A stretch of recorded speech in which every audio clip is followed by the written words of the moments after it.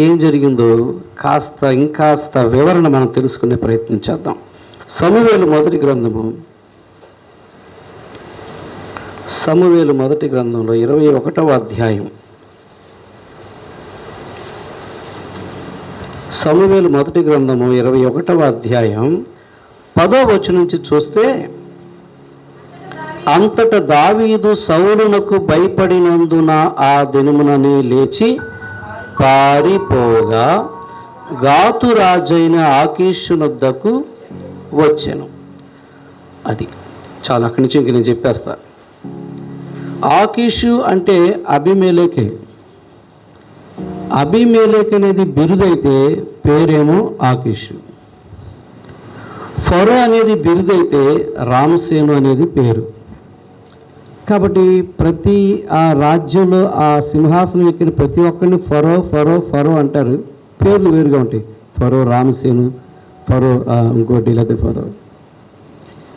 అలాగే క్రొత్త నిబంధనలు కూడా మనం చూస్తే హేరోదు రాజు, హేరోదు అనేది బిరుదైతే హేరోదు అంతిప, హేరోదు పిలుపు, హేరోదు టు అనేలాగా పేర్లు కూడా ఉంటాయి. సో అబీమెలెక్ అనేది కూడా అలాంటిదే. ఎందుకంటే ఇక్కడున్న అబీమెలెక్ పేరు చూస్తే మళ్ళీ మన అబ్రహాం కాలంలో కూడా అబీమెలెక్ దగ్గరికి వెళ్తాడు. ఇస్సాకు కూడా కరువు వచ్చినప్పుడు అబీమెలెక్ దగ్గరికి వెళ్తాడు కదా. మనం చూస్తూ ఉన్నాం, ధ్యానిస్తున్నాం కదా పాత నిబంధన ఆదికాండం. సో అబీమెలెక్ అనేది ఆ పదవి, లేకపోతే ఆ హోదా, బిరుదు. పేరేంటి ఇక్కడ? అబీమెలెక్, ఆకీషు. సో ఏ సందర్భంలో అక్కడికి వెళ్ళాడు అంటే, దావీదును సౌలు తరుముతా ఉంటే భయపడి, సౌలుకి భయపడినందున ఆ దినమున లేచి పారిపోయాడు ఆకీషు దగ్గరికి. ఎవరు? దావీదు. ఇక్కడి నుంచి నేను చెప్తా, మీరు కావాలంటే ఇంట్రెస్ట్గా ఉంటే తర్వాత చదువుకుందరు. కానీ ఆకీషు దగ్గరికి పరిగెత్తుకుని అక్కడికి వెళ్ళిపోయి అక్కడ తలదాచుకుందారులే అని అక్కడికి వెళితే, ఈ లోపల ఆకీషు దగ్గర ఉన్నటువంటి కొంతమంది వ్యక్తులు, ఆ రాజు దగ్గర ఉన్నటువంటి కొంతమంది, అబీమెలెక్ దగ్గర ఉన్న రాజు దగ్గర ఉన్న వ్యక్తులు ఈ దావీదును గుర్తుపెట్టి, అమ్మా ఈడు ఇక్కడికి వచ్చాడు, ఇక్కడ ఉండడానికి వచ్చాడు అన్న సంగతిని రాజుకు చెప్పేస్తారు. అయ్యా ఆడు మామూలుడు కాదు, ఆడు కత్తి పట్టుకుంటే అంతే, మరి గొలియాతుని ఓడించినోడు, ఆడికి చాలా పెద్ద పేరుంది. సౌలు 1000 మందిని చంపగా దావీదు 10,000 మందిని చంపానన్న ఒక పెద్ద నినాదమే ఉంది, వాడి వెనక ఒక పెద్ద బలగమే ఉంది ఆయనకి ఏం చెప్పారో. మొత్తానికి ఈ దావీదుతో మనకి ఎప్పుడైనా ప్రమాదమే, కాబట్టి ఇతన్ని మన దగ్గర దొరికాడు, ఇక జీవితంలో మనకు అడ్డు లేకుండా చేసుకుందాం అని మాట్లాడుకుంటున్నారంట దావీదును చంపడానికి. ఇలా ప్లాన్ చేసుకుంటా ఉంటే ఈ విషయం దావీదు గ్రహించాడు. ఈ విషయం దావీదు తెలుసుకొని, అమ్మా ఇక్కడికి వచ్చిన నా పని అయిపోయిందిరా బాబు, ముందుకెళ్తే నుయ్యి, వెనక్కి వెళ్తే గొయ్యి. వెనక్కి వెళ్తే ఎవరున్నారు? ఎవరు తరుగుతున్నారు దావీదుని? సౌలు తరుగుతున్నాడు. ముందేమో ఎవరు చంపాలనుకుంటున్నారు? అబీమెలెక్, ఆకీషు అనే వ్యక్తి ఈ రాజు చంపాలని వీళ్ళు చూస్తున్నారు. ఇంకా ఆ టైంలో ఏం చేయాలో తెలియక ఒక ఐడియా వచ్చింది ఆయనకి. ఆ ఐడియా వచ్చి ఏం చేశాడంటే, వెర్రోళ్ళలాగా ప్రవర్తించడం మొదలుపెట్టాడు. పిచ్చి పిచ్చిగా జట్టు పీక్కుంటా, నోట ఉంటా ఉమ్ము కార్చుకుంటా, బట్టలన్నీ చింపుకుంటా, ఏంటో ఒక రకంగా నడుస్తా, ఒక రకంగా వెళ్తా, గోడలు పెట్టి ఆ గోడలన్నీ గీకుతా, పిచ్చ చేష్టలన్నీ చేస్తున్నాడు. ఆయన ఎన్ని చేష్టలు చేస్తున్నా మిగిలిన వాళ్ళకి ఏంటంటే భయం, అమ్మో ఇటు మామూలుడు కదురా బాబు అని. ఈ అబీమెలెక్, ఆకీషు అనే రాజుకి తెలుసు, దావీదు గురించి తెలుసు, కానీ ఎప్పుడు చూడాల. ఏంట్రాడు మంచి ఇది హీరో అంటగా అని ఇలాగ అలా తెలిసి ఉంటుంది, కానీ పరిచయాలు పెద్దగా లేవు. అందుకే వీళ్ళు చెబుతున్న మాటలను బట్టి అతను అర్థం చేసుకున్నాడు. వీళ్ళు ఏం చేశారంటే, ఎలా ఉన్నా సరే వీళ్ళకి అనవసరం, అతను ఎవరు? దావీదు ఉన్నాడు కాబట్టి ఆ పిచ్చ చేష్టలు చేస్తూ గోళ్ళకి గీకుతా మెంటలుగా వెర్రోళ్ళలాగా ఉంటే మొత్తానికి ఎలా ఉన్నా మాకెందుకని పట్టుకెళ్ళిపోయారు. ఎవరి దగ్గరికి? రాజు దగ్గరికి పట్టుకెళ్ళిపోయారు. రాజు దగ్గరికి వెళ్ళంగానే అక్కడేమో పిచ్చి పిచ్చిగా అని నోట్లో ఏమో ఉమ్ము, పక్కనేమో పిచ్చి పిచ్చిగా జట్టు బట్టలంతా ఒక రకంగా నడుస్తా వెర్రోడ్లాగా చేస్తున్నాడు. రాజుకు చూసే ఈయన పట్టుకొచ్చారండి, దరిద్ర బయట పంపించాడు అంటాడు ఆయన. ఎవడనుకున్నావు చూసి పెచ్చోళ్ళకున్నాడు. ఆ దరిద్రుడు మా దగ్గర తీసుకొచ్చారు. ఇంత పెద్ద రాజమందిరంలోకి ఇలాంటి పరిమాణాలను తీసుకొస్తారు మీరు, బయటపరా చెయ్యి బయటగా ఇక్కడ పెచ్చోడు తీసుకొచ్చారు మీరు నా దగ్గరికి అని రాజు ఏం చేస్తాడంటే తోలేస్తాడు బయటికి.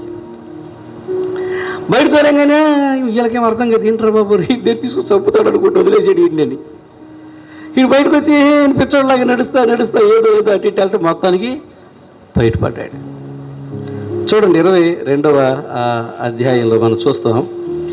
దావీదు ఎక్కడ, సమూయేలు మొదటి గ్రంథంలో, దావీదు అక్కడ నుండి బయలుదేరి అదుల్లాము గుహలోనికి తప్పించుకొని పోగా, అమ్మయ్య అక్కడి నుంచి ఎక్కడికి తప్పించుకొని వచ్చాడు బయటికి, అదుల్లాం అనే గుహలోనికి తప్పించుకుని, అమ్మాయ బయటపడ్డాం రా బాబు. ఏమాత్రం డౌట్ వచ్చినా ఏం చేసేవాళ్ళు, చంపేసేవాళ్ళు. బతికి బయటపడ్డాడు. ఇంతలో ఈ విషయం ఆ నోట ఈ నోట తెలిసిపోయింది. ఎవరికి? ఇజ్రాయెల్ అక్కడ ఉన్న వాళ్ళకి తెలిసిపోయింది. సౌలు రాజు దగ్గర ఉన్న ప్రజలకి కొంతమంది తెలిసిపోయింది. అక్కడికి వెళ్ళాడంట. పాపం ఏమైందో, ఏం తిన్నాడో, ఎవరో ఏ మందు పెట్టారో ఏంటో, మొత్తానికి పిచ్చోడైపోయాడంట కదా, ఎర్రోడైపోయాడంట కదా, బాగలేదంట కదా, ఆరోగ్యం బాగలేదంటగా. ఎలా ఉండేవాడు ఇక్కడ. ఇక ఇవన్నీ విన్నారు. మొత్తానికి ఏం చేశారంటే వాళ్ళు కూడా అక్కడ ఉండలేకపోతున్నారు ఏంటో. ఈ దావీదు ఎక్కడైతే ఈ అదుల్లాము గుహలో ఉన్నాడో అక్కడికి వచ్చేసారు. ఎవరెవరు వచ్చారో చూద్దాం మనం ఇక్కడ.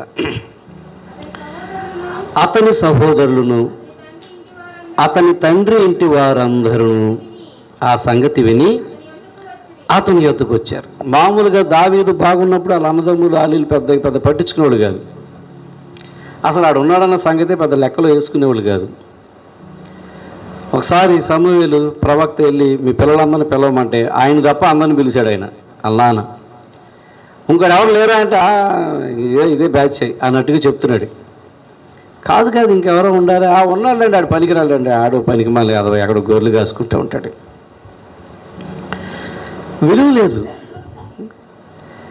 మొత్తానికి ఏమైందో, అతనికి మంచి పేరు వచ్చిన తర్వాత అందరు దగ్గర వస్తారుగా, అలాగే పేరు వచ్చినప్పుడు దగ్గర అయ్యి ఉంటారు. ఇప్పుడు వాళ్ళ పరిస్థితి ఎలాగుందో, దావీదు పరిస్థితి ఇలా ఉందని తెలుసుకొని ఎవరెవరు వచ్చారు దావీదు దగ్గరికి? సహోదరులు, అతని తండ్రి ఇంటి వారందరూ కూడా అక్కడికి వచ్చారు. ఈ సంగతి విని ఇక్కడికి వచ్చారు. వీళ్ళే కాదు, ఇంకెవరు వచ్చారో చెప్తాను, చాలా జాగ్రత్తగా వినండి. చదవండి. మరియు 1 ఇబ్బందులు గలవారందరూ, అప్పులు చేసుకున్న వారందరూ, అసమాధానముగా ఉండు వారందరూ అతని యొద్ద కూడుకొనగా అతడు వారికి అధిపతి ఆయను.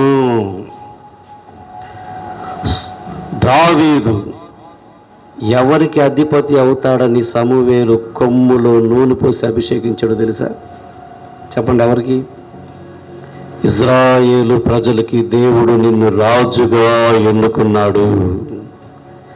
ఆయన తైలం పోసి అభిషేకిస్తే మనోడు మొట్టమొదటిగా ఎవరికి అధిపతి అయ్యాడు చెప్పాలి?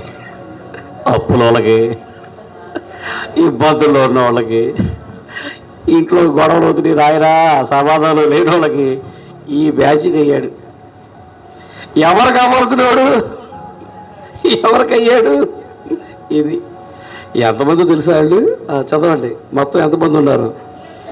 అతని యొద్ద ఎక్కువ తక్కువ 400 మంది వచ్చారంట.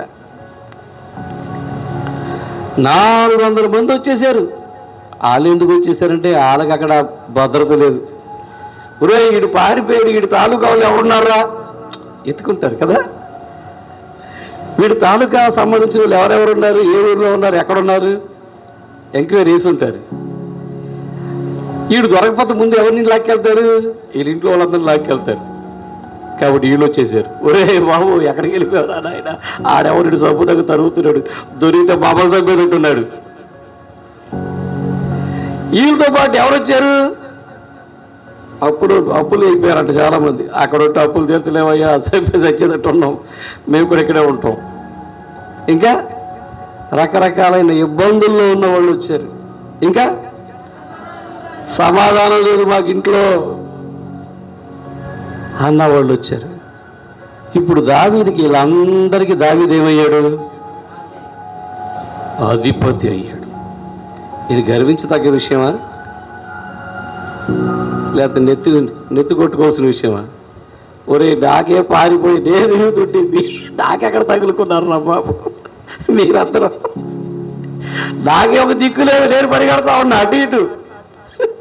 మీరందరూ నేనేదో కాపాడతానని నా భలే బ్యాచ్ తగిలిదే. ఫస్ట్ బ్యాచ్ ఎలాంటి బ్యాచ్ అయ్యి? అప్పులు, ఇబ్బందులు, సమాధానం లేనివాడు. ఈయనకి ఎవరు సమాధానం ఉందా? ఏం చేయాలో తెలియక పిచ్చోళ్ళు తిరుగుతున్నాడు వెర్రోళ్ళలాగా నటిస్తా. ఈయన దగ్గరికి వచ్చాడు. వాళ్ళందరూ ఏదో ఒకటి చెయ్యయ్యా, ఏంటి నీ పరిస్థితి ఎలాగ ఉందంటే మేము విన్నాము, అది ఇది సంగతి అని చెప్పుకుంటూ వచ్చారు. ఇలాగ వచ్చిన వీళ్ళందరినీ కూర్చోపెట్టి దావీదు మాట్లాడటం ప్రారంభించాడు. ఇప్పుడు రండి 34వ కీర్తనకి. ఇప్పుడు చదువుదాం ఈ 34వ కీర్తన. ఇలా వచ్చిన వాళ్ళందరితో ఏమంటున్నాడంటే, నేను ఎల్లప్పుడూ యెహోవాను సన్నుతించెదను, నిత్యము ఆయన కీర్తి నా నోట నుండును. యెహోవాను బట్టి నేను అతిశయించుచున్నాను, దీనులు దాన్ని విని సంతోషించెదరు. నాతో కూడి యెహోవాను గణపరచుడి, మనము ఏకముగా కూడి ఆయన నామమును గొప్ప చేద్దాం అంటున్నాడు. బహుశాలు ఎవరు అనుంటాడు, ఏంటి గొప్ప చేసేది, ఏం చేశాడని నువ్వు స్తుతించడానికి? ఇప్పుడు ఈ బతికే అర్థం కావట్లే. అటు వెళ్తే 20 రోజులా తిరుగుతున్నావు, ఇటు వస్తే ఏం చేయరో తల పట్టుకుంటావు, తింటాకి తిండి లేదు, ఉంటాకి ఇల్లు లేదు. ఎట్లా స్తుతిస్తున్నావయ్యా నువ్వు? ఈ పరిస్థితిలో ఉండి నీకెట్టా ఆరాధన చేయాలనిపిస్తుంది? అసలు మనకి ఏదన్నా కొద్దిగా తేడా ఉంటేనే మానేస్తాం. ఇవాళ ఆరాధన బాగోలేదులేండి, నాకు మనసు బాగలేదు. కొంతమంది చెప్తే నాకు భలే అవునా అనిపిస్తుంది. ఇదే సమాధానం రా బాబు. ఏమ్మా వాళ్ళు రాలేదు ప్రార్థన కంటే, మనసు బాగలేదయ్యా, మరి ఏం బాగుంటే వస్తుందో. పిచ్చి సమాధానాలు చెప్తారు. దావీదు పరిస్థితి ముందుకెళ్తే నుయ్యా, వెనక్కెళ్తే గొయ్య. ఇది ఆ పరిస్థితుల్లో దావీదు ఏం చేస్తాం గమనించారు వీళ్ళంటే, దేవుణ్ణి స్తుతిస్తూ కీర్తిస్తూ ఉండడం గమనించారు. ఏముందరా నువ్వు స్తుతించడానికి, గణపరచడానికి? నీకు పిచ్చెక్కిందా, మాకు పిచ్చెక్కిందా? నీ పిచ్చు డబల్ డక్కులో ముదిరిందా? అర్థం కావటం దానికి. అవును, బలమైన లోతైన భక్తులను చూస్తే మిగిలిన వాళ్ళకి వాళ్ళని చూస్తే ఎలా కనపడతారంటే పిచ్చోళ్ళని కనపడతారు. బలమైన విశ్వాసులను చూస్తే మిగిలిన వాళ్ళకి ఎలా కనపడతారంటే వాళ్ళు పిచ్చోళ్ళకి కనపడతారు. ఒకసారి యోబు భార్య కూడా అదే అంది, ఇంకా ఏముందరా నువ్వు అక్కడ కూర్చొని పాట పాడుతున్నావు, నీ పాట చల్లకుండా ఇంకా పాట ఏంట్రా, నీకు అసలు పాట ఎట్ట వస్తుందిరా, ఎట్ట మాట్లాడుతున్నావు నువ్వు, చేయి నీ బతుకు చాడా, ఒక్కసారి తిట్టి చచ్చిపోరా, అలాగన్నా కొద్దిగా సంతోషంగా ఉంటుంది నీకు అంటే. అక్కడ కూడా ఈయన ఒక క్లాస్ పీగుతున్నాడు. అయిందా, నేను కూడా ఒక చిన్న సబ్జెక్ట్ తీసుకుంటాను అన్నట్టుగా. పిచ్చిదానా, యెహోవా ఇచ్చినప్పుడు సంతోషించాం, యెహోవా తీసుకున్నాడు, ఆయన నామానికి స్తుతి కలుగుగాక అన్నాడు. యెహోవా ఇచ్చెను, యెహోవా తీసుకొనెను, ఆయన నామమునకు స్తుతి కలుగుగాక.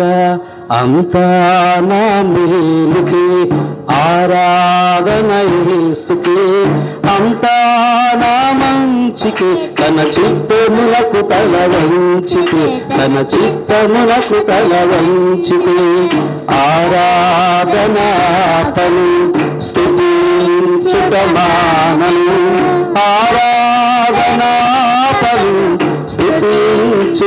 మానను, స్తుతించుట మానను. నేనెల్లప్పుడూ యెహోవాను సన్నిధించెదను. నిత్యము ఆయన కీర్తి నా నోట నుండును. నేనెల్లప్పుడూ యెహోవాను సన్నిధించెదను. నిత్యము ఆయన కీర్తి నా నోట నుండును. దావీదు అదే చెప్తున్నాడు. ఏంట్రా బాబా నీ పరిస్థితి చూస్తే ఎట్లా ఉందని మేము తెలుసుకుని మేము గాబరపడి ఎక్కడో చోట తలదాచుకుందని మేము వస్తే ఇంత హాయిగా నువ్వు ఎలా స్తుతించగలుగుతున్నావు? ఇంత బాధ పెట్టుకొని, మనసులో ఇంత వేదన పెట్టుకొని ఇంత చక్కగా ఎలా ఆరాధించగలుగుతున్నావు? నీ పరిస్థితి ముందుకెళ్తే నువ్వే, వెనక్కి వెళ్తే గొయ్యలాగుంటే ఇంత సంతోషంగా దేవుణ్ణి ఎలా నీ నోట ఆయన స్తుతించగలుగుతున్నావు అని ఆ 400 మంది బహుశా అడుగుతూ ఉన్నారేమో. వాళ్ళతో చెప్తున్నాడు చూడండి ఏమని. 4వ వచనంలో, నేను యెహోవా యొద్ద విచారణ చేయగా ఆయన నాకు ఉత్తరం ఇచ్చాను. నాకు కలిగిన భయములన్నిటిలో నుండి ఆయన నన్ను తప్పించెను. 6వ వచనం, ఈ దీనుడు మొరపెట్టగా యెహోవా ఆలకించెను. అతని శ్రమలన్నిటిలో నుండి అతన్ని రక్షించెను. నా దేవుడు నా మొర ఆలకించే దేవుడు. ఆలస్యం అయితే అవ్వచ్చు, కానీ ఆయన ఆలకించకుండా పోడు. ఈరోజు నా పరిస్థితి ఇలా ఉంటే ఉండొచ్చు, కానీ ఆయన నన్ను రక్షింపకపోడు. ఈరోజు నేను వెర్రోళ్ళలాగా పిచ్చోళ్ళలాగా కొంతమందికి కనపడవచ్చు. ఏముందరో ఇలా బతుకు అంట అనిపించవచ్చు, పర్వాలేదు. కానీ ఆయన నన్ను విడిచిపెట్టేవాడు కాదు. ఎలా విడిచిపెట్టడో చెప్తున్నాడు చూడండి 7వ వచనంలో, యెహోవా యందు భయభక్తులు గల వారి చుట్టూ ఆయన దూత కావలి ఉండి వారిని రక్షించును. ఎస్, దూత రక్షిస్తాడు. నాకు హాగర్ గుర్తొచ్చింది ఆ మాటలు చదువుతున్నప్పుడు. హాగర్ ఎవరు? శారమ్మకి బానిస. ఒకసారి హాగరుకి శారమ్మకి మధ్య కొద్దిగా డిస్టర్బెన్స్ జరుగుతూ ఉంది. ఆవిడని చూసి ఈవిడ కాస్త ఎగస్ట్రాగా ఉన్నట్టుగా ఉంటే ఆవిడికి నచ్చట్లా. ఎందుకంటే అప్పుడు శారమ్మకి పిల్లలు ఇంకా లేరు. ఇష్మాయిల్ కనిన దాన్ని బట్టి హాగరు చాలా ఒక రకమైన గర్వంతో హుషారుగా ఉంది. మొత్తానికి ఆవిడకి ఏం చేసిందంటే ఇది నాకే కటింగ్ వేస్తుంది అన్నట్టుగా నిదానంగా రాసి రంపాలు పెడతాం మొదలెట్టింది. ఇక ఆడవాళ్ళు అంతేగా, నిదానంగా స్లోగా. వాళ్ళ స్టైల్ వేరులేండి, ఆ స్టైలే వేరంటారు, ఆ రూటే వేరు. ఆ స్టైల్లో రాసి రంపాలు పెడతా ఉంటే ఈవిడ తట్టుకోలేక ఈ బతుకు రావా ఇక్కడ ఈవిడ దగ్గర ఎందుకు ఈ తిప్పలు పడాలని ఒకరోజు పారిపోయింది. పారిపోతే దూత వస్తాడు.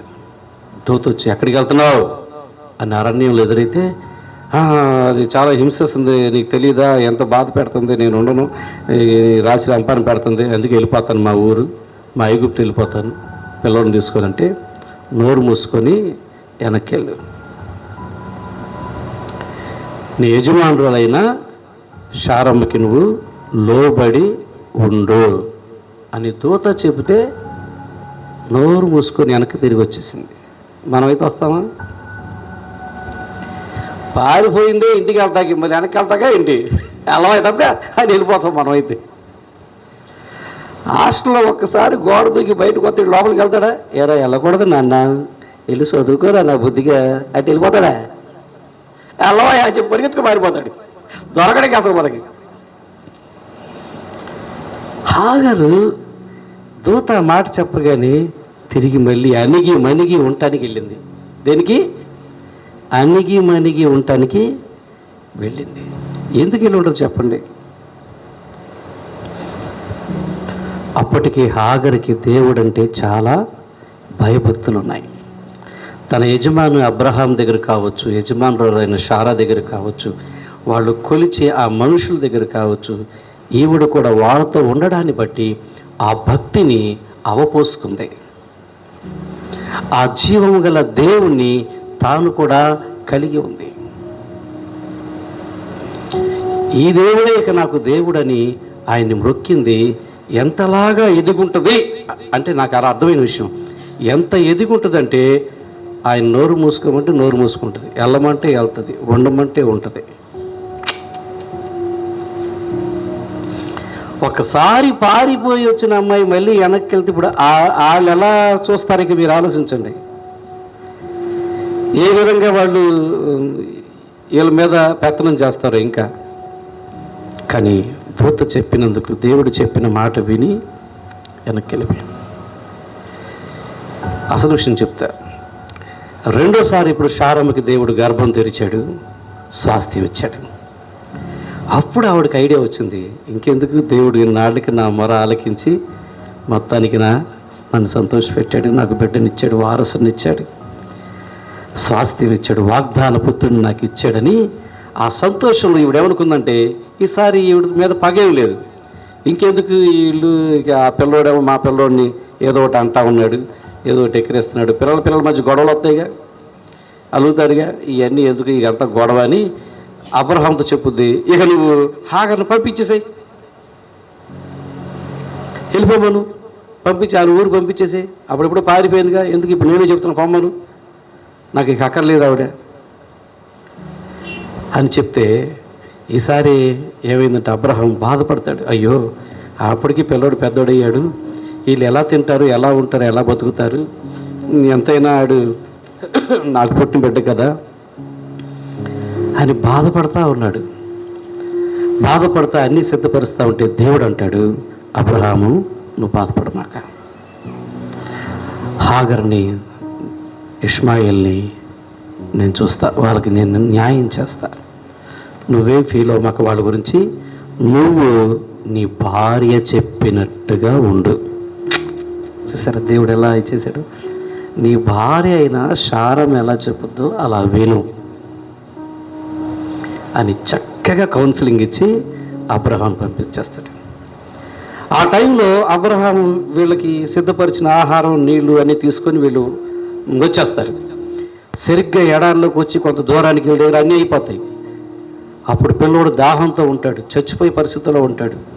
ఇక వాడి చావు చూడలేక తల్లి ఎడంగా వెళ్ళి నుంచుంటుంది, ఆ బాధ నేను చూడలేనని. ఆ సమయంలో దేవుడు ఏం చేశాడు? దర్శించాడు.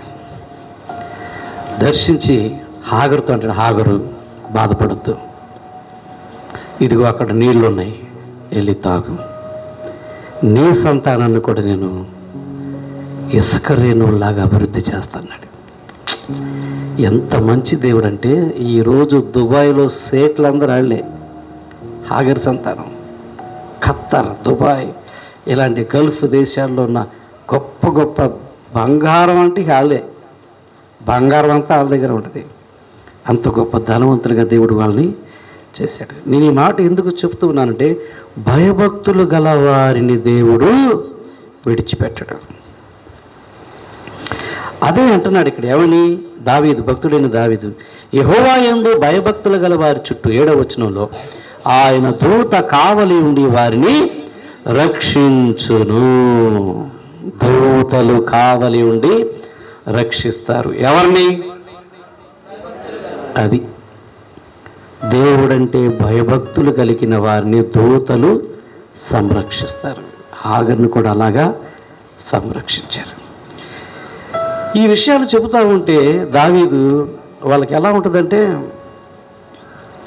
ఏదో చెప్తున్నాడు అంతే, ఎవరు చూసి వచ్చారు, ఎవరు చేసి వచ్చారు.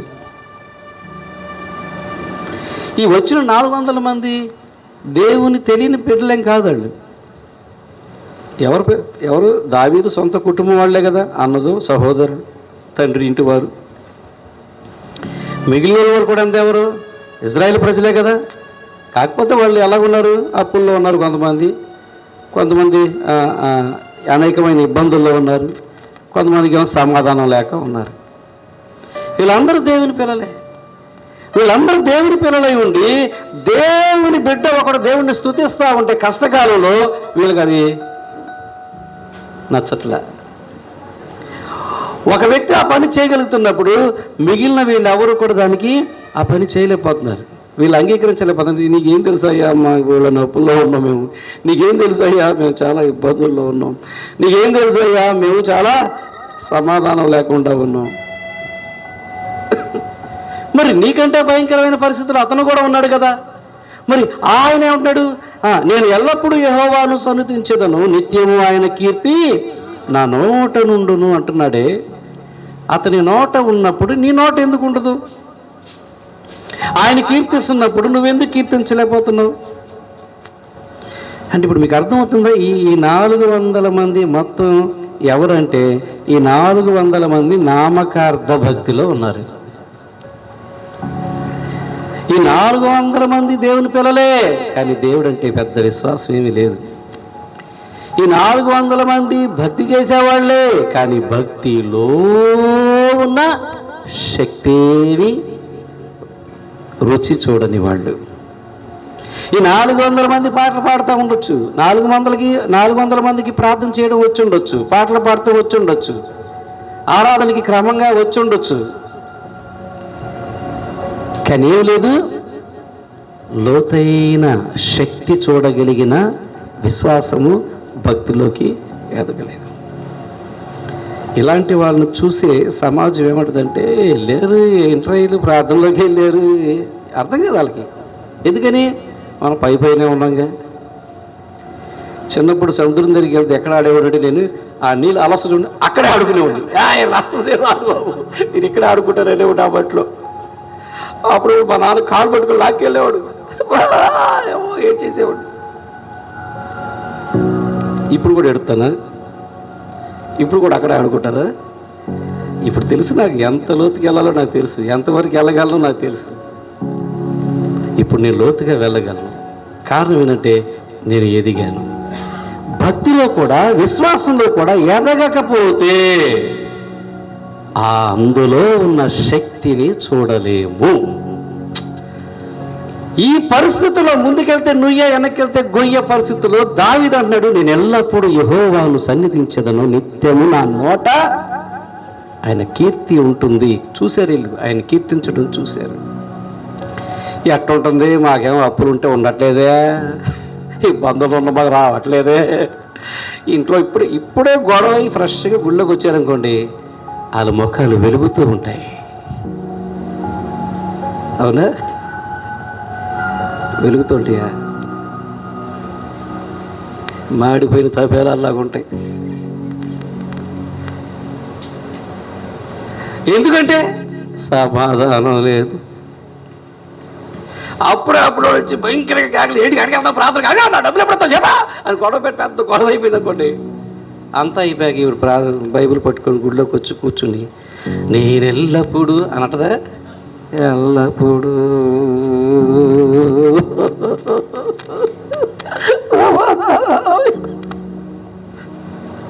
ఎట్టుంటుంది?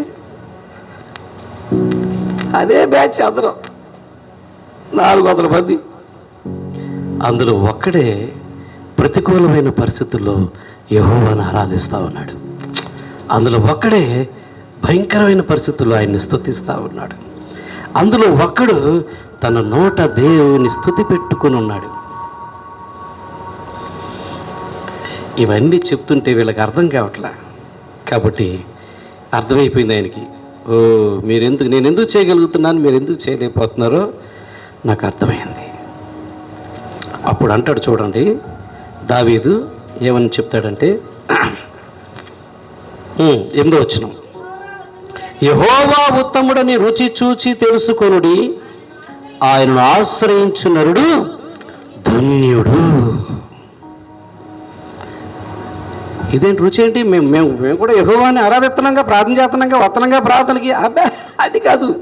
రుచి చూసావా? దేవుడు తెలుసండి మాకు, మేము దేవుడు నమ్ముకున్నామండి. నమ్ముకున్నావులే, దేవుడిని రుచి చూసావా? ఇదేమన్నా సాంబారా రుచి చూస్తాకి? ఎట్ట రుచి చూస్తారు? ఎట్ట రుచి చూస్తారు? నువ్వు రుచి చూడనంత కాలం ఆయన ఏంటో నీకు అర్థం కాడు. ఒక్కసారి రుచి చూస్తే ఏ పరిస్థితి కూడా నిన్ను కృంగతీయదు. ఒక్కసారి రుచి చూస్తే నువ్వు ఆయన ఆరాధించకుండా ఉండలేవు. ఒక్కసారి రుచి చూస్తే నువ్వు ఆయన్ని స్తుతించకుండా ఉండలేవు. ఒక్కసారి రుచి చూస్తే నువ్వు ఎక్కడున్నా సేఫ్గా ఉంటావు, సురక్షితంగా ఉంటావు. నీ చుట్టూ ముందు ఒకడు ఉన్నా వెనకాల ఒకడు ఉన్నా సరే నువ్వు అద్భుతమైన ఒక గుహలో ఉంటావు. దేవుణ్ణి రుచి చూడడం వేరు.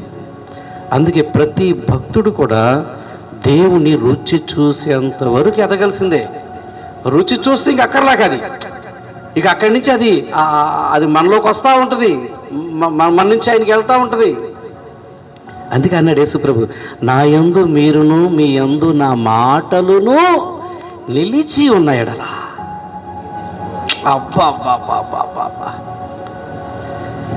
రాత్రి ఎందుకో నాకు ఇది గుర్తొచ్చి, మొన్న ఈ మాట గుర్తొచ్చి నా మనసులో ఒక ముద్రలాగా పడిపోతే ఇక అది ఎక్కడ పడితే నాకు కనపడదేమో అని ఏం చేశానంటే వెళ్ళి ఒక బ్యానర్ వేయించి రాసేసి వాళ్ళు అంటించేసి అక్కడ ఒక వాక్యాన్ని, మరి మర్చిపోతానేమో అని అట్లా చూడంగానే కనపడాలని. నా యందు మీరును మీ యందు నా మాటలును నిలిచి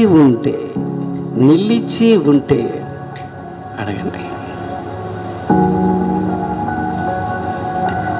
దావీదు అన్నాడు, ఒరే ఒరే ఒరే మీరు దేవుణ్ణి నమ్ముకున్నారు, ప్రార్థనకి వస్తున్నారు, ఇవన్నీ కాదు, యెహోవా ఉత్తముడని రుచి చూసారా? ఎక్కడండి ఈ అప్పుల వల్ల రుచి చూడలేకపోతున్నాం, ఎక్కడండి ఇబ్బందుల వల్ల రుచి చూడలేకపోతాం, ఎక్కడండి ఇంట్లో సమాధానం లేదు, ఇంకేం రుచి చూస్తాం? రుచి చూస్తే సమాధానం వస్తుంది, రుచి చూస్తే సమస్యలు తీరుతాయి, రుచి చూస్తే ఇబ్బందులన్నిటిలోంచి బయటపడతాం. అందుకన్నాడు, ఓకే మీ ప్రాబ్లం అంతా నాకు అర్థమైపోయింది, మీరు అందరూ వచ్చారు కాబట్టి మీరు రుచి చూసారా, రుచి చూడండి అన్నాడు. ఎట్టా రుచి చూడాలి? ఎలా రుచి చూడాలి? ఎలాగ రుచి చూడగలం? ఏముందండి, ఓ సాంబార్ బాటలు కొనుక్కొచ్చుకొని తింటమే, అంతేనా? ఎలా రుచి చూడగలం? ఎలా రుచి చూడగలరో కూడా చెప్తున్నాడు ఆయన. ఎలా రుచి చూడగలరో కూడా ఇప్పుడు మీరు కూడా రుచి చూడాలని మీలో ఎవరికైనా అనిపిస్తే మీరు కూడా ఇప్పుడు దావీదు చెప్పే మాట పట్టుకోండి.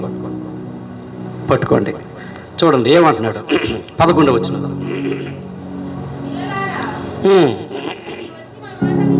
పిల్లలారా మీరు వచ్చి నా మాట వినుడి. ఎవరితో చెప్తున్నాడు ఈ మాట? పిల్లలారా వచ్చి నా మాట వినడని. అది విషయం. అందుకే చరిత్ర వెనక్కి వెళ్ళారు నేను. వీళ్ళు సీనియర్లే కానీ భక్తులు ఎవరాళ్ళు? పిల్లకాయలు. వీళ్ళు గొప్పవాళ్ళే కావచ్చు, దావీదు కంటే ముందు పుట్టిన వాళ్ళు కావచ్చు, కానీ విశ్వాసం వీళ్ళెవరు? పిల్లోడు అంటున్నాడు పెద్దవాళ్ళని, ఏమని? పిల్లలారా అని. అర్థం? పిల్లోడు పెద్దవాళ్ళతో అంటున్నాడు, పిల్లలారా మీరు ఇంకా రుచి చూడలేదు కాబట్టి నాకు పిల్లలే మీరు. పిల్లలారా రండి, మీరు వచ్చిన మాట వినుడి, యెహోవా యందు భయభక్తులు మీకు నేర్పెదను. నువ్వు మాకు నేర్పుతావా? ఇప్పుడు అక్కడ ఎవరున్నారు తెలుసా? ఆ బ్యాచ్లో ఎవరున్నారు సార్? దావీదు వాళ్ళ ఇంటి వారు ఉన్నారు, వాళ్ళ సహోదరులు ఉన్నారు. ఎరా నువ్వు నాన్నకే నేర్పుతావా? ఉంటుందిగా.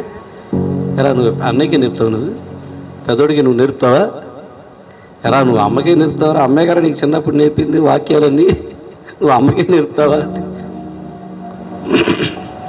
మీరు వచ్చి నేర్చుకోండి. దేవుని యందు భయభక్తులు అంటే ఏంటో మీకు నేర్పిస్తారు. ఏంటి భయభక్తులు? దేవుని యందు భయభక్తులు అంటే ఏంటి? ప్రార్థనకి వెళ్ళటం కదా? ఆదివారం వెళ్ళొచ్చేస్తే సరిపోదా? మళ్ళీ ఇంకొక షాకింగ్ న్యూస్, బ్రేకింగ్ న్యూస్ లాగా ఇంకో మాట చెప్తాడు. వీళ్ళ ఊరిని రెచ్చగొట్టడానికి, ఆశ పుట్టించడానికి వాళ్ళతో ఏం చెప్తాడంటే చూడండి, బ్రతుకగోరు వాడు ఎవడైనా ఉన్నాడా అనగా ఇదేం ప్రశ్న, బతకాలే కదా ఇక్కడికి వచ్చాం మేము, అక్కడికి వెళ్తాడు అప్పులో చెబుతున్నారు, ఇంట్లో సమాధానాలకు శాస్త్రం లేవు, చాలా ఇబ్బందుల్లో మేము సచ్చేటట్టున్నాం, బతకడానికి ఇక్కడ మేము కూడా పారిపోయి వచ్చాం, నువ్వు ఎక్కడున్నావో చూసుకుని అక్కడికి వచ్చేసాం మేము, బ్రతకగోరు వారు ఎవరు ఉన్నారండి, అవునయ్యా అవునయ్యా అని అందరూ అని ఉంటారు. అక్కడ తాగల ఇంకాస్త ఇంకొద్దిగా వాళ్ళకి బూస్టింగ్ ఇస్తున్నాడు. చూడండి, మేలు నందుచు అనేక దినములు బ్రతకగోరు వారు ఎవరైనా ఉన్నారా. ఇది ఎలా ఉంటుందంటే, లడ్డు కావాలా నాన్న, 2 లడ్డూలు కావాలా, బాపరాఫర్ కదా అట్టుంది. ఇది బ్రతకాలన్నా, అవునయ్యా మేలు పొందుచు అనేక దినాలు బతకా ఉంటున్నారు, అంతకన్నా ఏం కావాలయ్యా. బాగా ఆశపడుతున్నారు మీరు. అయితే రండి మీకు నేర్పిస్తాను. చూడండి, ఆయన ఏం చెప్తున్నాడంటే, గుర్తుపెట్టుకోండి, అవసరం రాసుకోండి, లేకపోతే అండర్లైన్ చేసుకోండి. చెడ్డ మాటలు పలకకుండా నీ నాలుక కంట్రోల్ పెట్టుకో.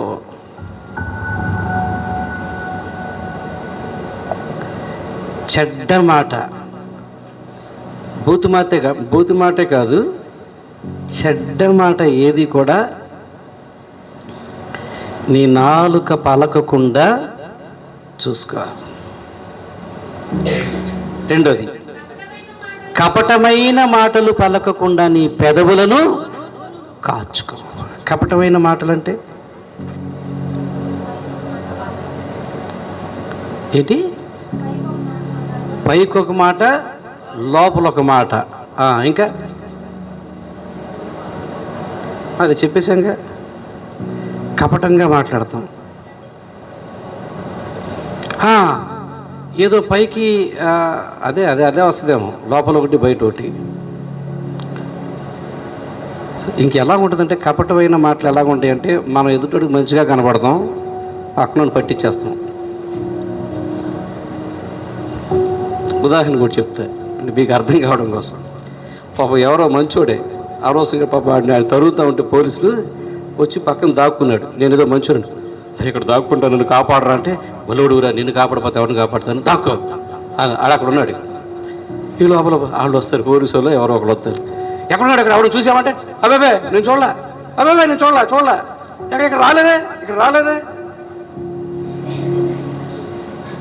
ఎలా ఉండొచ్చారు, రాలేదా, సరే వెళ్ళిపోతున్నావయ్యా అని అడిగి వచ్చి వీళ్ళు పట్టుకుంటాడు. వీడు కానీ గమనిస్తున్నాడు, నాకు ఊరి మేధావి ఎంత చక్కగా చెప్పేవారు, రాలేదంటారే. కొన్నిసార్లు మనం ఎలా చెప్తామంటే, మనం మాత్రం మంచోళ్ళ కనబడుతుంది, పక్కన వాళ్ళు చెడ్డోళ్ళలాగా చక్కగా చెప్తాం. అలాగా చక్కగా చెబుతాం. ఎంత బాగా చెబుతామంటే, మాయమ్మే నీ అంత మంచిది లేదు. చెడ్డ మాటలు పలకకుండా మన పెదవులను కాచుకో. ఎందుకు వీలైతే చెప్దాం, లేదంటే వదిలేద్దాం అంతే. ఇవన్నీ ఎందుకు, మనకెందుకు అసలు ఈ గొడవ అంతా? ఇలాంటి విషయాలు దానికి ఎందుకు మనం ఎక్కువగా సమయం పెట్టాలి? అవి ఎందుకు ఎక్కువ మాట్లాడుకోవాలి? అవసరం లేకపోయినా ఎందుకు చెప్పాలి? కొన్నిసార్లు ఇద్దరు కలిస్తే మాట్లాడుకుంటాక మాటలు ఏమీ లేవనుకోండి, అక్కడ దాటుతారు, గోడలు దూకుతారు, ఒక్కొక్కళ్ళుగా పక్కింటి గోడ దూకుతారు, అక్కడ విషయాలు చెప్తారు, ఎదురింటి గోడ దూకుతారు, అక్కడ విషయాలు చెప్తారు. ఎందుకంటే ఇక చెప్పుకుంటాక మాటలు లేవు, యోగక్షేమాలు అయిపోతాయి, ఇంకా టైం మాత్రం ఉంది. దీన్ని గడపడం కోసం మొత్తం ఊర్లో ఉన్న సీక్రెట్ ఏజెంట్ అంతా వీళ్ళే, స్పెషల్ స్క్వాడ్ అంటారు వీళ్ళని, మాత్రం సిబిఐ ఆఫీసర్ లాగా అన్నీ చెప్తారు. వీళ్ళకే తెలిసినట్టుగా, ఏదో వీళ్ళకి చెప్పే దొంగతనం చేసినట్టుగా అంత వివరంగా చెప్తారు. దావీదు అంటున్నాడు, మీకు భయభక్తులు నేర్పిస్తాను, ఆయన రుచి మీరు చూస్తారు. ఎప్పుడు రుచి చూస్తే వదిలిపెట్టరు. మీరు రుచి చూడాలి అనుకుంటే ఇదిగో భయభక్తులు నేర్చుకోండి. భయభక్తులు అనుకుంటే మీరు అందరూ ప్రతిరోజు చేసేది అనుకునేరు, అది పక్కన పెట్టండి. అసలు భయభక్తులు ఇవి ఏంటో తెలుసా? చెడ్డ మాటలు పలకకుండా నీ నాలుకను, కపటమైన మాటలు పలకకుండా నీ పెదవులను. మూడోది, కీడు చేయటం మాని మేలు చేయి. కీడు చేయటం మాని, కీడు చేయటం మానేశాను కానీ మేలు మాత్రం నా వల్ల కాదండి. అసలు మొహం చూడబుద్ధి కావట్లేదు, ఇంకా మేలు అడి చేస్తాను. కీడైతే చేయలేదు కదా, ఇక్కడ సరిపెట్టుకోండి. నేను సరిపెట్టుకోనా? నన్ను అడుగుతారు, నాకు చెప్తారు కొంతమంది, నేను సరిపెట్టుకుంటానా? నాకెందుకు వచ్చింది గొడవది? ఆయన చెప్పాడు, ఎవరో మీరు ఆయన రుచి చూడాలి అంటే ఆయన చెప్తున్నాడు, కీడు చేయటం మానడమే కాదు తిరిగి మేలు కూడా చేయమని. అది కూడా చేసి చూడు, యెహోవా ఉత్తముడని నీకు రుచి తెలుస్తుంది. ఎంత ఉత్తముడంటే నీ ముందుకెళ్తే నుయ్య, వెనక్కి గొయ్యిగా ఉన్నా నిన్ను ఇంకో గుహలో తప్పిస్తాడు. ఎంత రుచిగల దేవుడు అంటే ఆయన సంరక్షణ దూతల కాపుదల నీకు ఇస్తాడు. ఎంత మంచి రుచిగల దేవుడు అంటే నిన్ను అనుకున్న స్థాయికి ఏదో ఒక రోజు, ఇప్పుడు కాదు రేపైనా తీసుకెళ్ళి అక్కడ కూర్చోబెడతాడు నిన్ను. చప్పట్లు కొట్టండి ఆయనకి. సింహాసనం మీద కూర్చోబెడతాడు. రుచి చూడాలి అంటే మేలు కూడా చేయాలి. మాటలు అందరూ చెప్తారులే, చెత్తబెట్టి ఇలా కొనుక్కుంటారు కానీ 400 మందిలో ఇట్లా కొనుక్కుంటారు. ఎవరో చెప్తావులాయా మాటలు బాగానే. లేదు, ఆయన మాటలే కాదు, మనిషి అంతా అది రుచి చూసాడు ఇక అంతే. ఇంక ఆయన దావీదుని ఎవరు ఆపలేరు. ఇక అదే గుహలో ఒకసారి సౌలు తరువుతా వచ్చి గాఢంగా నిద్రపోతాడు, అలిసిపోయి. మనోడు పక్కనే దాక్కొని సౌలుని ఇలా చూస్తాడు పడుకొని ఉంటే. పక్కన ఈటు ఉంటుంది. సౌలు దావీదు పక్కన కుర్రాడు అంటాడు, అన్నా వేసేసానా, ఈడు వెనకాల మనం తరువుకుంటూ వస్తాడు, ఎంత దూరం పరిగెడతాం, ఎంతకాలం పరిగెడతాం, ఈ బతికేందుకు, ఈయన చంపేసామంటే నువ్వేగా రాజయ్యేది. ప్రజలందరూ నిన్ను కోరుకుంటున్నారు కదా, చంపేయంటే వేసేయమంటావా, ఎంతనంటావా, వేసానా ఆయన ఏం చేశాడు, ఆయన అంగి ఒక చొక్క కాస్త రిబ్బన్ లాగా చింపుకున్నాడు. ఏంటి పేకపి సుద్దాడేమో అనుకున్నాడు పక్కనోడు, కాదు, ఆ బడిసోడు తీసుకున్నాడు. ఎలా ఉన్నాడు, చంపానంటే ఆగిపోయా. దేవుడు చూసుకుంటాడు, మనకి ఎందుకురా, ఆడికి నేను కీడు చేయనురా, నాకు కీడు చేశాడు, ఇప్పుడు నన్ను చంపడాకే వచ్చాడు, నాకు దొరికాడు, కానీ అన్ని బతకనిస్తున్నా, మేలు చేసి బతకనిస్తున్నా అని వెళ్ళిపోయి ఎదురుగా కొండెక్కి అక్కడి నుంచి ఉంటాడు. వీడు తెల్లారులేసి అని అంటాడు, ఎక్కడున్నారా, నీకోసం వచ్చాను రా అన్నాడు. కంగారు, మాకు ఆల్రెడీ రాత్రి నీ దగ్గరికి వచ్చా, నా దగ్గరికి వచ్చేంత దమ్ము నీకుందా, కాదు నీ చొక్కా కూడా చింపా, చూపించాడు. ఇదిగో నీ ఈటు కూడా నా దగ్గర ఉంది. దేవుడు చూసుకుంటాడని నిన్ను చంపకుండా వదిలొచ్చేసాను. దేవుడు చూసుకుంటాడని నిన్ను తిట్టకుండా వదిలొచ్చేసాను. దేవుడు చూసుకుంటాడని నీతో గొడవ పడకుండా వదిలొచ్చేసాను. దేవుడు చూసుకుంటాడని నీతో వాదించకుండా వదిలొచ్చేసాను. అప్పుడు సౌలుకి నిజంగా ఏం కలగాలి చెప్పండి, పశ్చాత్తాపం కలగాలి. ఒరే ఆడు వదిలేసాడు రా నన్ను, ఆడు వదిలిన ప్రాణం కదా, అలా అనుకోవాలి. వాడు విడిచిపెట్టిన ప్రాణం ఇది అనుకోవాలి. కానీ అతను అలా అనుకోవాలి.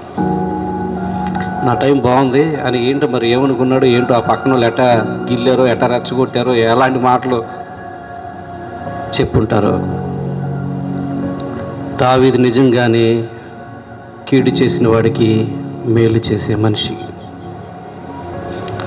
అదే సౌలు కుమారులో వాళ్ళందరూ చచ్చిపోయిన తర్వాత ఒకడు ఉంటే ఆయన ఎతికి తీసుకొచ్చి, ఇతను రాజు అయిన తర్వాత ఇజ్రాయెల్ ప్రజలకి, ఒరే మీ నాన్న రాజు ఎంతైనా దేవుని అభిషేకించడం బట్టి నేను కూడా రాజు అయ్యాను, నీకేం అన్యాయం చేయనని వాడికి చాలా ఆస్తి పంచుతాడు. రాజ్యంలో చాలా విస్తారమైన ఆస్తి పంచుతాడు. ఆయనతో పాటు కూర్చొని అన్నం తినే భోజనంలో బాల మీద భోజనం పెడతాడు. దావీదు మనసు ఎలాంటిదంటే కీడు చేసిన వాడికి మేలు చేసే మనసు.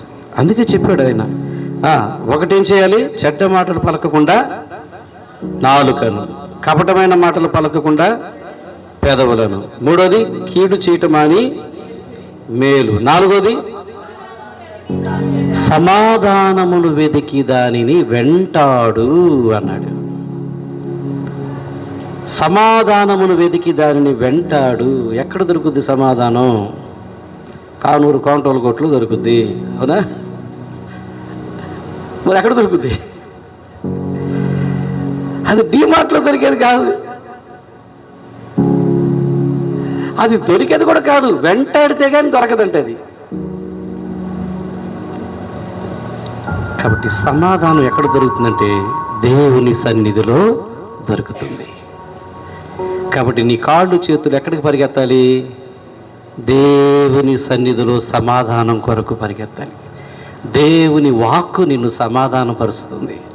దేవుని వాక్యము నీకు ధైర్యాన్ని ఇస్తుంది. దేవుని వాక్యము నీకు ఓర్పునిస్తుంది.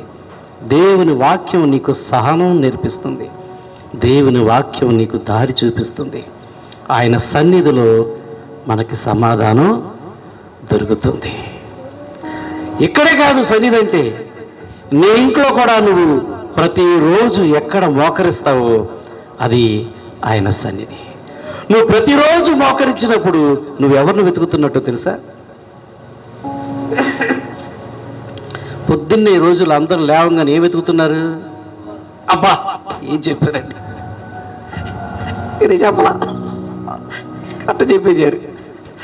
లేవగానే పాపం ఏదో గుడ్డోళ్ళు అది చూస్తే కానీ కళ్ళు తెరవన్నట్టుగా.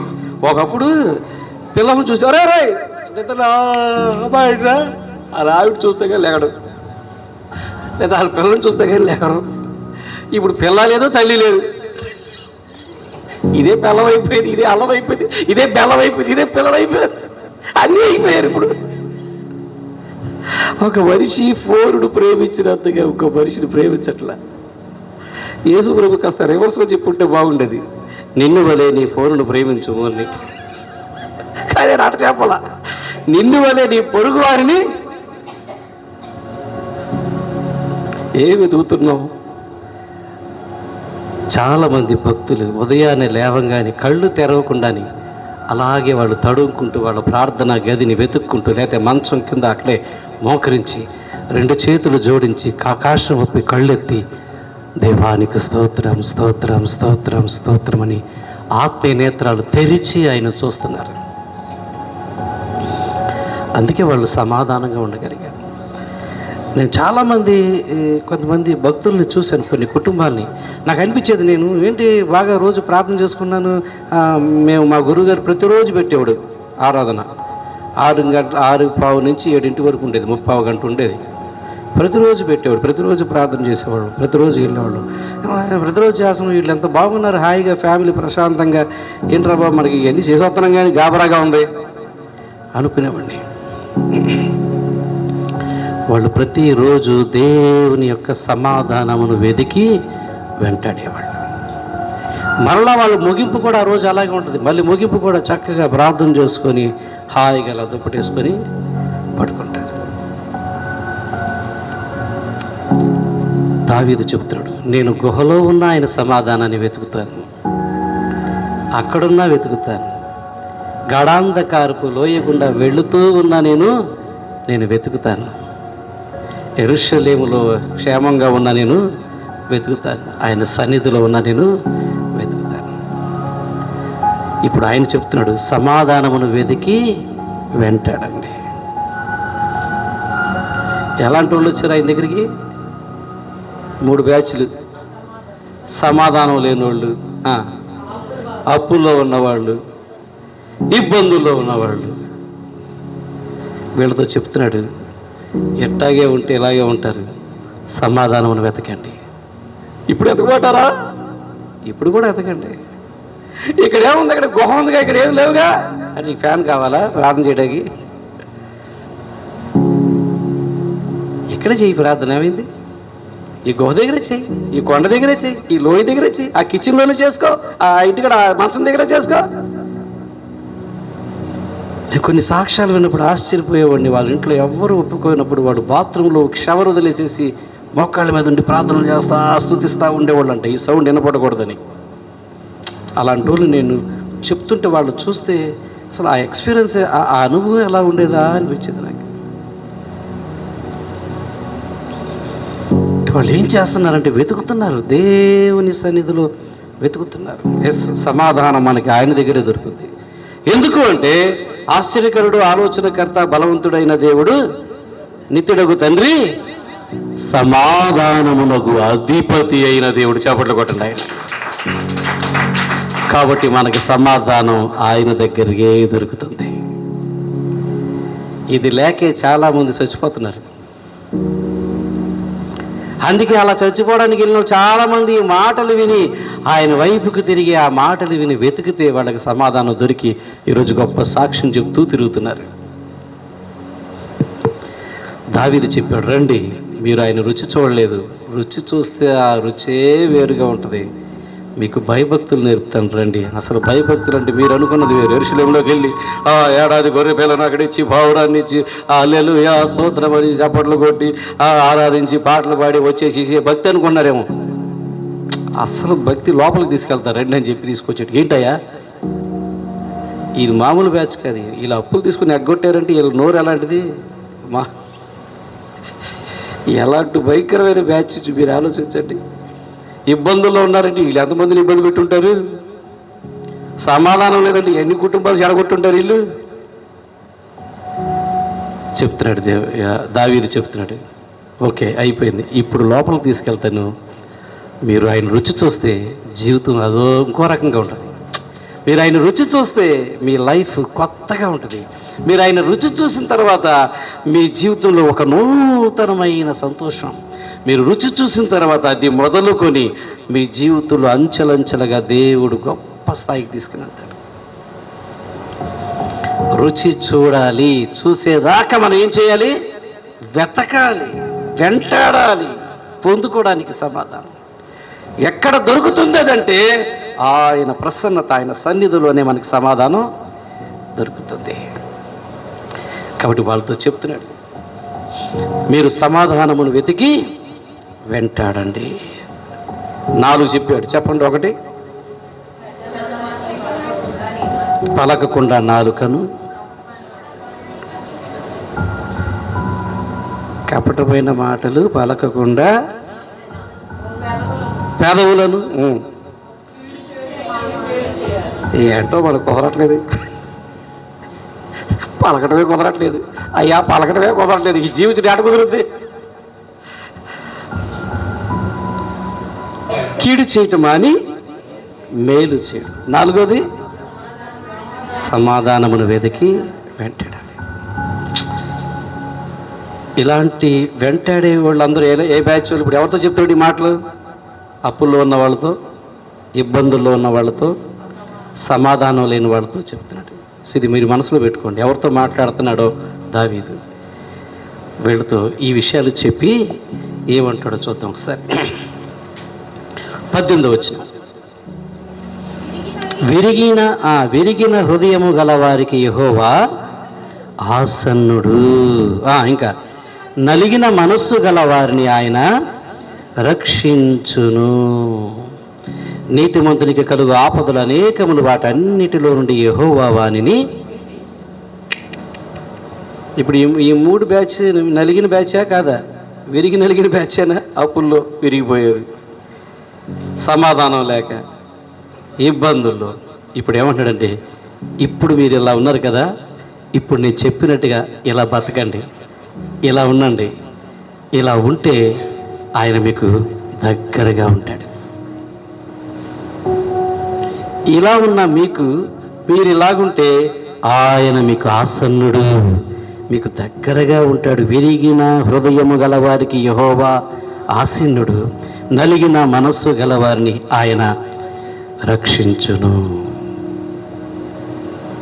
చెబుతూ వాళ్ళతో అనుంటాడు. రండి, మళ్ళీ 1వ వచనాన్ని మనం చదువుదాం. ఆ 1వ వచనాలు, నేను ఎల్లప్పుడూ యెహోవాను సన్నుతించిన నిత్యం ఆయన కీర్తి నా నోట ఉండును. యెహోవాను బట్టి నేను అతిశయించుచున్నాను, దీనులు దాన్ని విని సంతోషించెదరు. నాతో కూడి యెహోవాను ఘనపరచుడి. మనము కలుద్దాం. ఇప్పుడు మనందరం, నా పరిస్థితి ఎలా ఉందో నాకు తెలుసు, అయినా నాకేం భయం లేదు. దేవుడు నన్ను తప్పిస్తున్నాడు, నాకు తెలుసు. ఆయన రుచి చూశాను. మీ పరిస్థితి మీకు అర్థం కావట్లేదు కాబట్టి మీరు ఈ పరిస్థితిలో ఉన్నారు. కాబట్టి నేను రుచి చూడమని చెప్పాను. ఎలా రుచి చూడాలో, ఎలా భయభక్తులు కలిగి ఉండాలో మీకు 4 విషయాలు నేర్పాను. ఇప్పుడు ఎప్పుడైనా మీకు విశ్వాసం నమ్మకం ఉంటే రుచి చూడాలనిపిస్తే ఇప్పుడు మనం ఈ పరిస్థితుల్లో ఏ పరిస్థితుల్లో ఉన్నారు? అప్పుల్లో ఉన్నారు, ఇబ్బందుల్లో ఉన్నారు, సమాధానం లేదు. ఈ పరిస్థితుల్లో ఇప్పుడు మనందరం కలిసి దేవుణ్ణి స్తుతిద్దామా? రండి, మనం ఏకముగా కూడి ఆయన నామాన్ని ఒకసారి లేచి నిలబడి మనం కూడా దావీదు మనతోనే చెప్తున్నాడని మనం నమ్ముదాం. ఆ రోజు ఆ 400 మందితోనే కాదు, ఈరోజు మనతో కూడా ఆయన చెప్తున్నాడు. ఇక్కడున్న మనలో కూడా ఈ 3 గుంపుల్లో ఏదో ఒక గుంపు మనకు కూడా తగులుతుంది. మనం కూడా అలా బాధపడడానికి, విరిగి నలిగిపోవడానికి కారణాలు లేకపోలేదు. మనం దేవుణ్ణి ఎంత నమ్ముకున్నప్పటికీ కూడా మనం చేస్తున్న భక్తి పైనే ఉంది, కానీ వేరు పారి కిందకి వెళ్ళలేదు. ఆయన అంటాడు, ఒక్కసారి వన్స్ మీరు రుచి చూస్తే ఆయన ఏంటో మీకు అర్థమైపోద్ది అన్నాడు. ఒక్కసారి మనస్ఫూర్తిగా ప్రభుని స్తుతిద్దాం. నీ పరిస్థితి ఎలా ఉందో అది తలంచుకో. నా పరిస్థితి ఇది, అయినా ప్రభుని నిన్ను స్తుతిస్తున్నాను, ఇది మీరు అనవలసింది. ఇప్పుడు మీ మనసులో మీరు అనవలసింది ఏంటంటే, మీ పరిస్థితి గుర్తు చేసుకోండి. ఇది నా పరిస్థితి, అయినా ప్రభుని నిన్ను స్తుతిస్తున్నాను, స్తోత్రం స్తోత్రం స్తోత్రం. ఎలా చెప్పండి మీరు? ఎలా చెప్పాలి మీరు? మీ పరిస్థితి ఏంటో ఆయన చెప్పి, అయినా సరే నేను నిన్ను స్తుతిస్తున్నాను, నేను స్తుతించడం మానను, నిన్ను కీర్తించడం మానను, నా నోట నీ స్తుతి ఎప్పుడు పెట్టుకుంటాను. దేవా, నువ్వు నలిగిన వారికి, విరిగిన వారికి ఆసన్నుడవు, దగ్గరగా ఉన్నావు, నువ్వు రక్షించేవాడవు. దేవా, నిన్ను రుచి చూసే అనుభవం నాకు దయచేయండి, నిన్ను రుచి చూసే అనుభవం నాకు దయచేయండి, నిన్ను రుచి చూసే నాకు అనుభవం దయచేయండి. ఇప్పుడు చెప్పండి, స్తుతి చెప్పండి. ఇప్పుడు మీ మనస్ఫూర్తిగా చెప్పండి ఆయనకి. నిజంగా మీరు చెప్పాలని ఉంటే ఇప్పుడు చెప్పండి. మీ కష్టం ఇలా ఉంది కదా, ఇప్పుడు మీరు చెప్పగలుగుతారా ఆయన్ని మనస్ఫూర్తిగా, హృదయపూర్వకంగా ఆయన్ని స్తుతించగలుగుతారా? నిండు మనసుతో ఆయన్ని స్తుతించగలుగుతారా? పూర్ణ హృదయంతో ఆయన్ని స్తుతించగలుగుతారా? పూర్ణ ఆత్మతో ఆయన్ని స్తుతించగలుగుతారా? నేను ఎల్లప్పుడూ యెహోవా